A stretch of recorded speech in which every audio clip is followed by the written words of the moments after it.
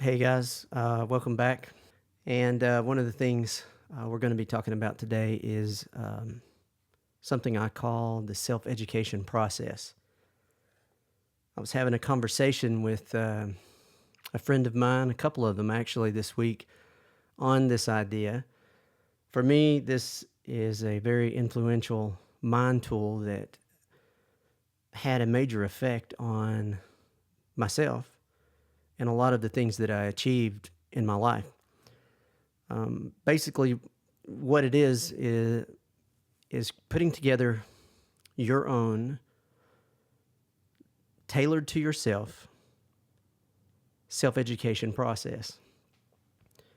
One of the reasons for this, and this is something that was pointed out by one of my mentors, one of my teachers, fortunately at a young age, is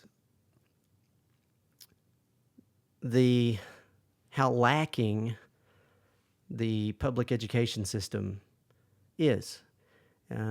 Even, at that time,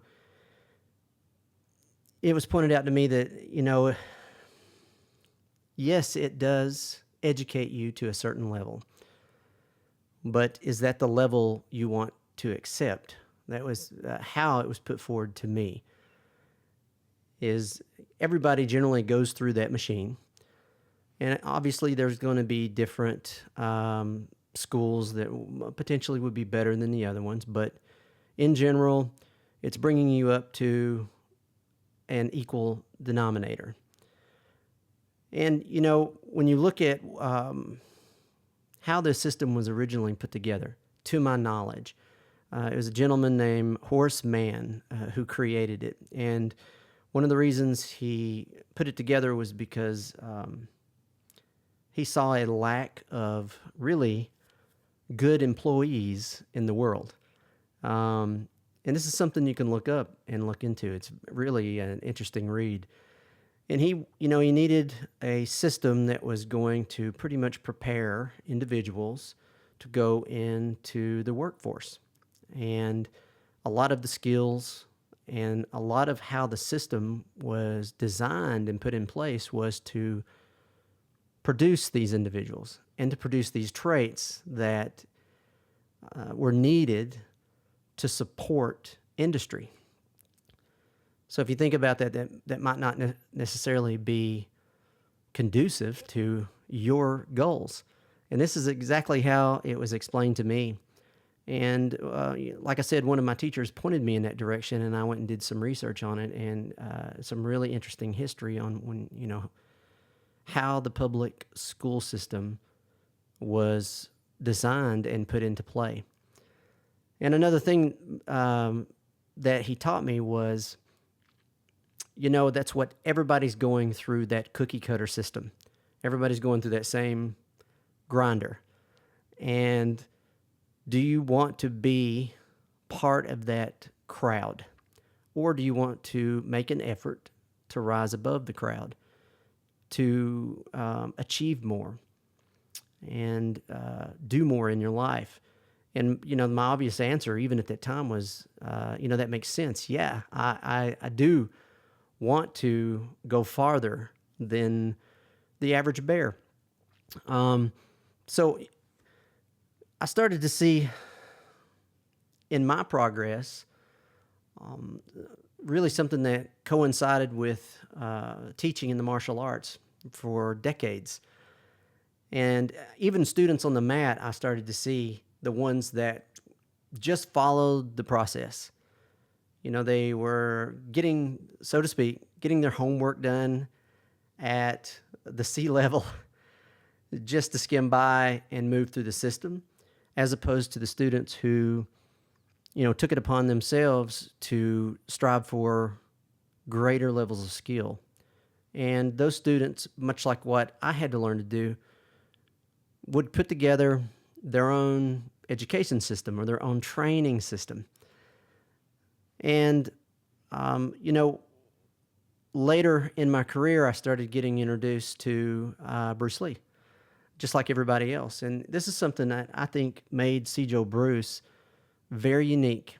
And it made him stand out from the crowd, obviously, as he He went through the system, but he also was a big proponent of self-education. And one of the things that he did that was unique, I think, is he also studied his own education system. And what do I mean by that?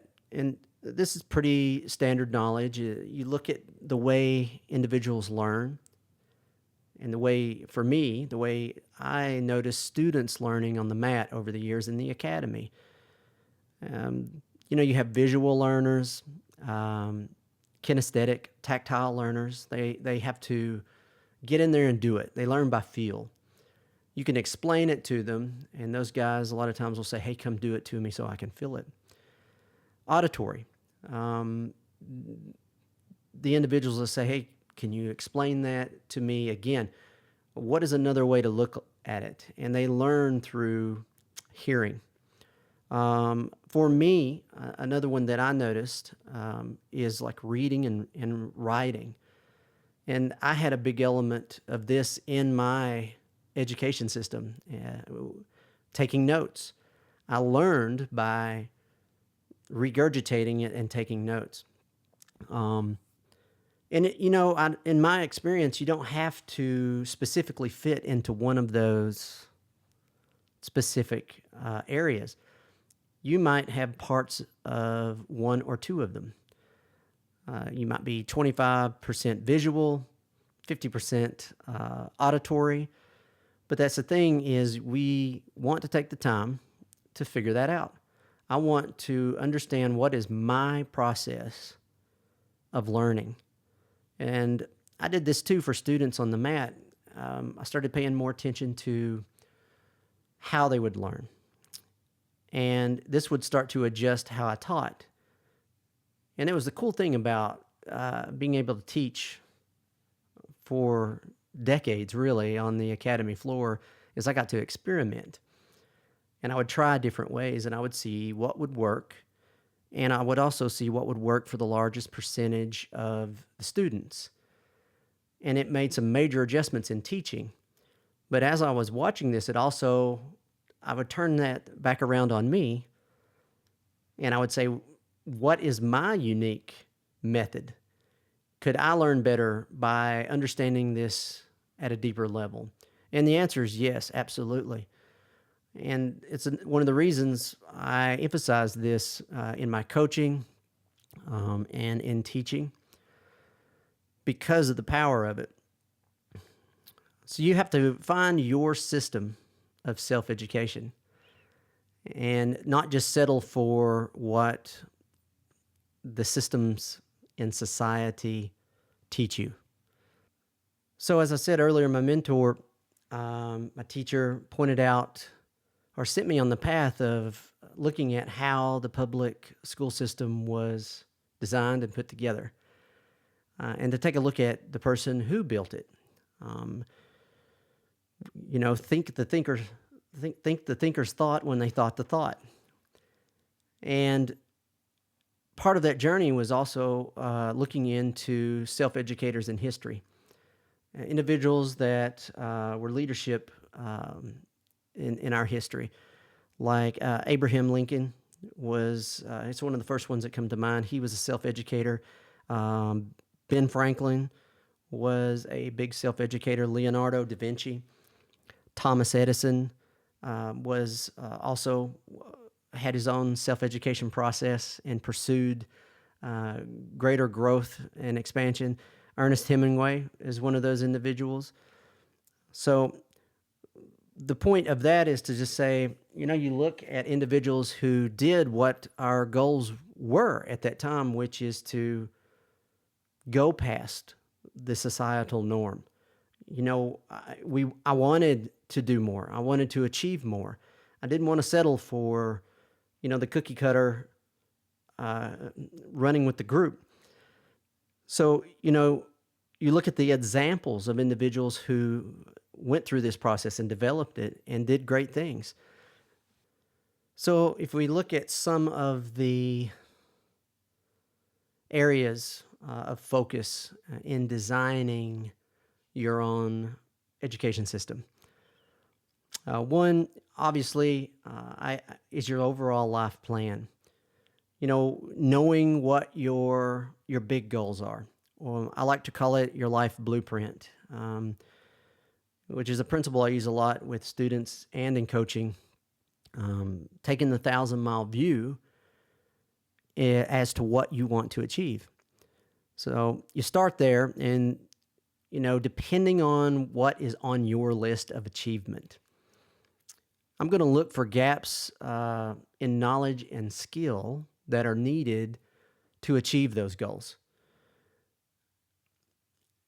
And, I'm going to determine a path to acquire that knowledge and to develop those skills over time. Next would be identifying resources. What's available to you? And this would also be identifying the lack of resources. Just like the knowledge and skills, I might not have in my possession what I need as far as a resource to achieve this. And that is something I need to take into consideration when designing my plan. And then scheduling and planning, investing life units.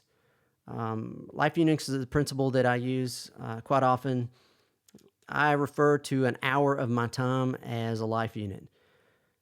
In the early part of life, it seemed like I had a lot of them, but as you get farther along the journey, they become more valuable.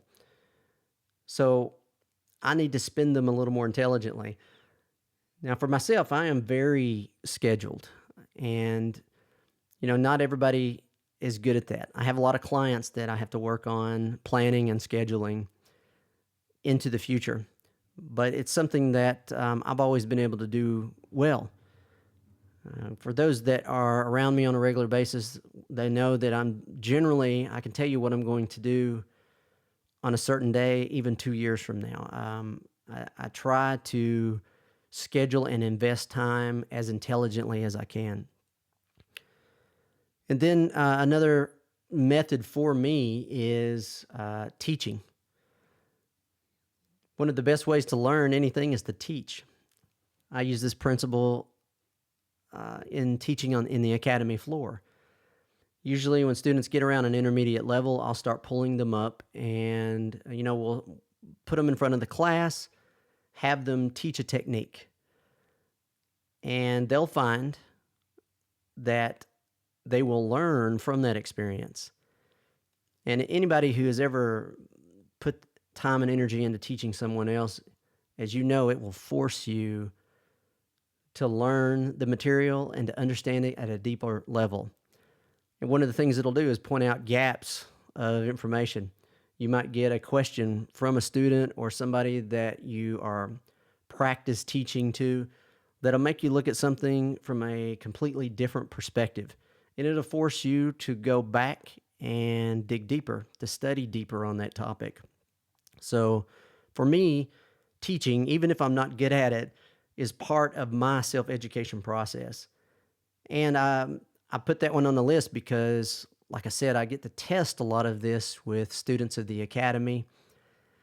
And I'm one of those people that will track percentages, and I'll see what works for the majority of people on the mat. And I'll use that tool. And teaching fell into that category. Just about everybody at my academy at some point is going to be teaching in front of the class just because of the learning opportunities that are produced from doing it. And then practicing and applying it. There's different ways to do this. To me, this was one of the huge pillars of self-education, is finding opportunities to do the skill, even if you suck. And even if you're not getting necessarily paid for it. So an example of this is teaching a seminar. When you first start teaching seminars or you get into the seminar industry, a lot of times you will just show up and teach for free just to get the experience and learn the environment, because it's different than teaching a class at an academy. The whole environment is a different angle. So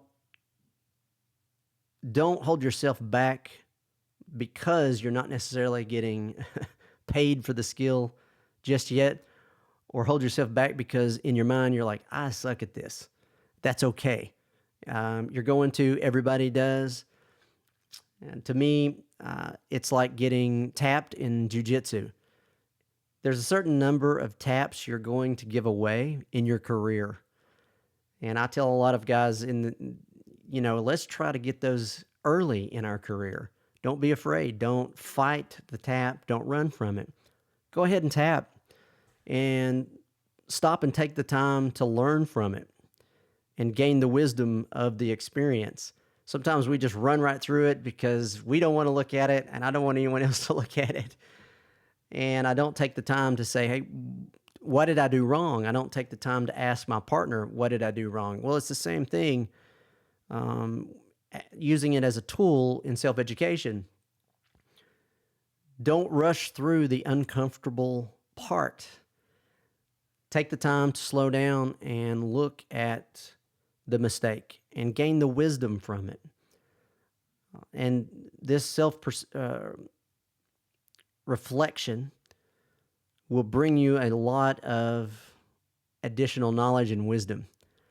And I'm guilty of that. It's one of the reasons I point that out is I knew I had to do it because, another way of looking at it is failure is just part of the process. There's no one that have ever achieved great things that didn't go through a section or a stretch of failure. And sometimes we rush through it because it's uncomfortable. But, as warriors, we want to get comfortable being uncomfortable.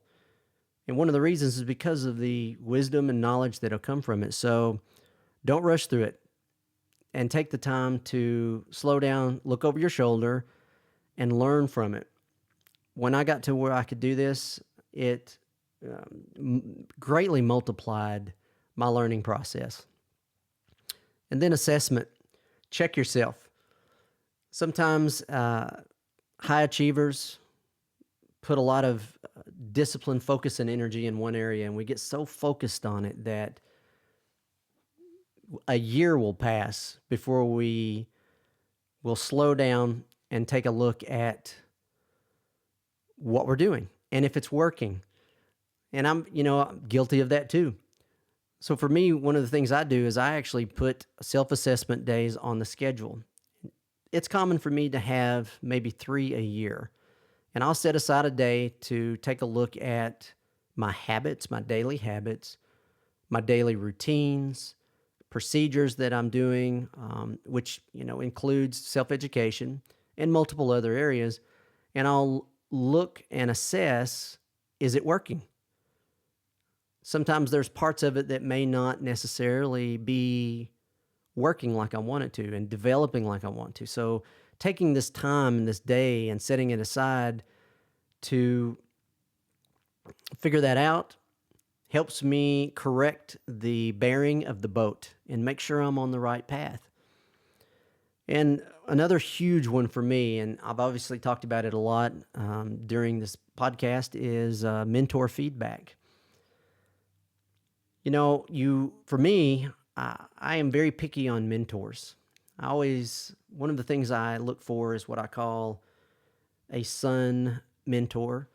And this was taught to me by one of my teachers, the difference between a sun student and a moon student. Basically, a sun student creates light. They are the creators. They're the ones that are making the changes. We talked about Sijo Bruce Lee. He was a sun student. He was a sun teacher. And then the moon student reflects light. What do we mean by that? Maybe I teach that student a list of things. Generally, those guys will turn around and just repeat exactly what they've learned. So they just pass along the same knowledge. And both are powerful. Just for me, I generally start to look for mentors that have that creative energy. They're the ones that are out there. Society might think they're crazy right now because they are changing the way things are being done, but generally they are on the cutting edge of whatever their industry is. And so that's the type of mentor I generally will look for and get feedback from. Sometimes that's the toughest feedback I get when I go to one of those mentors because, they're looking at it from a different angle, but that's what I want. And I want to get that feedback. Generally, too, I want to have a mentor who's doing, obviously, where I want to go at a high level.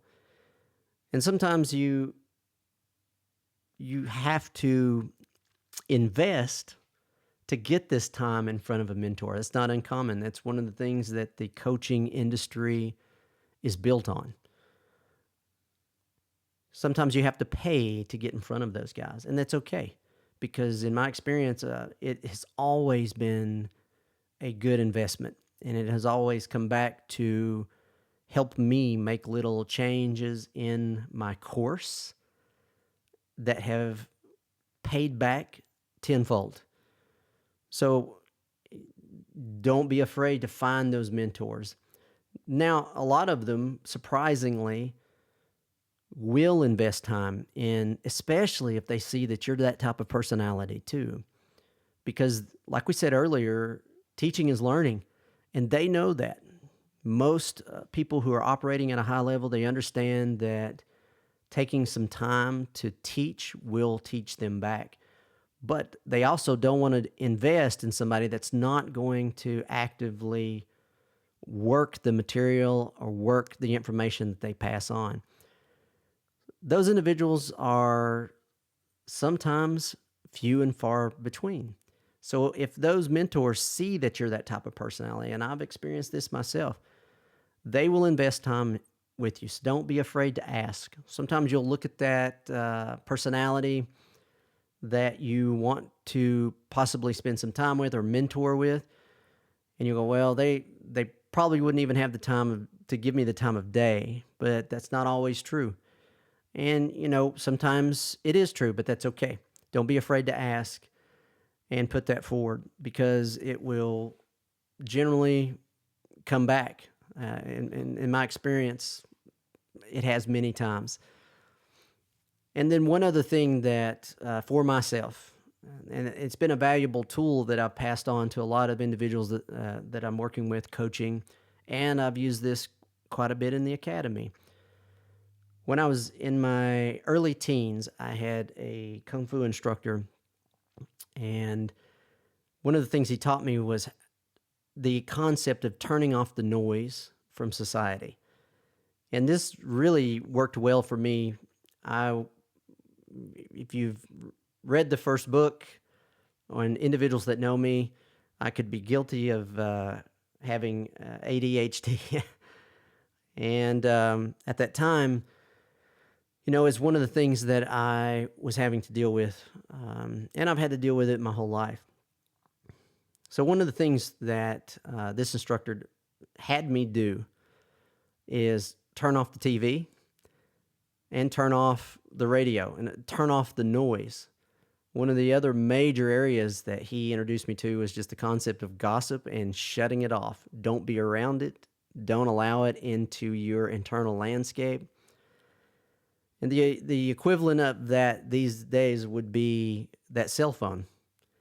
And if you've ever tried to go through the day without picking that up, for a lot of people, it's almost become habit to have that thing in your hand and take a look at it, whether you need to or not.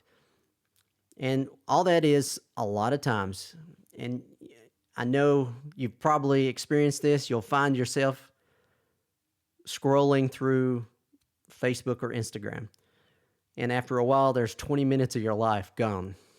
It has a powerful way of pulling you in. It's designed to do that.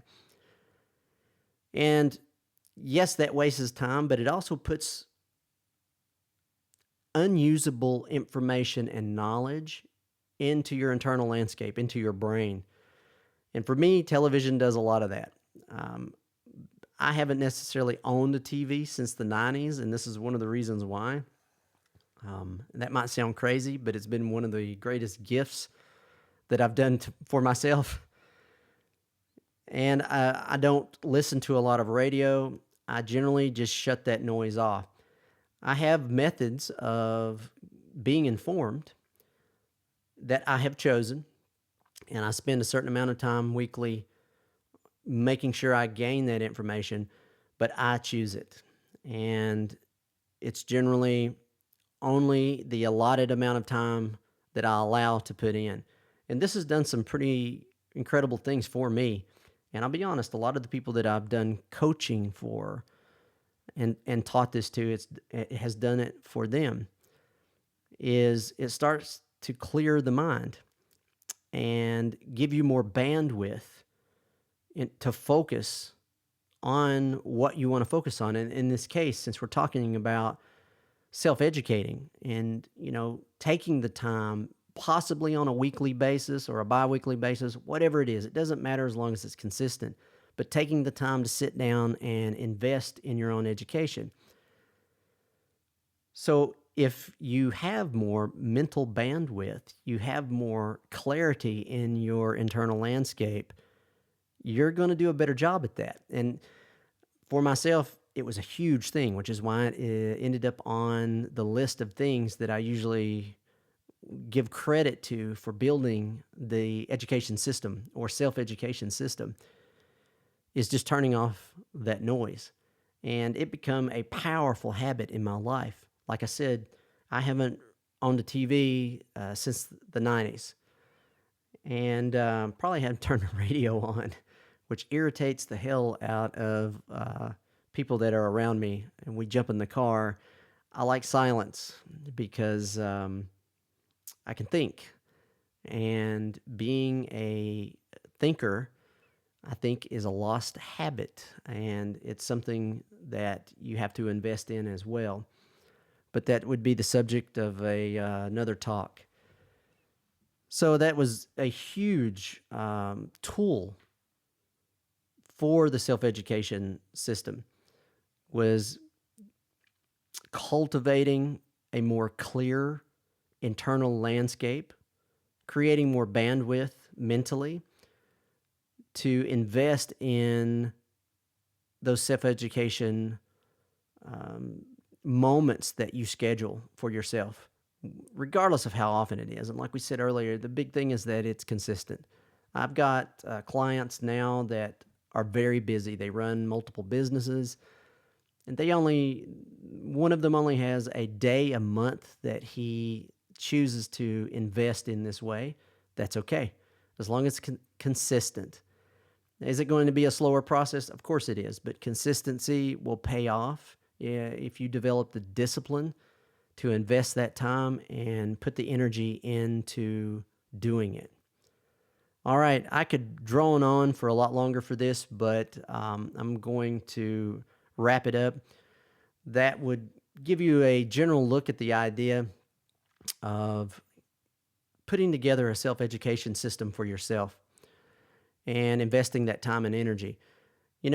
This will, like the individuals we mentioned earlier, allow you to achieve more in life, regardless of the area that you're focusing on. And I've seen this in so many different ways. It'll, and if you're that type of personality that wants to go past whatever the norm is, this is something that you'll have to spend time and energy in. And one is just building the process. The other is determining what your own education process is and practice it just like you would anything. Once you figure out your learning system, spend time practicing it. And it might not even be on the topic that is important. You might have to find practice methods to just practice learning. I did the same thing.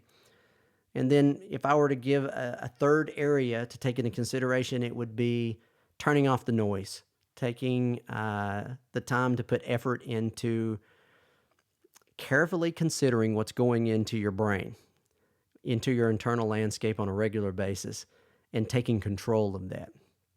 Okay, guys, I hope that you found some value in this. There's lots of things that you can be doing and listening to out there, but you're taking the time to listen to me and I appreciate that.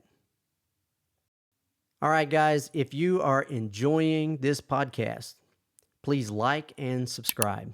As you know, this helps the channel grow and it helps me reach more people.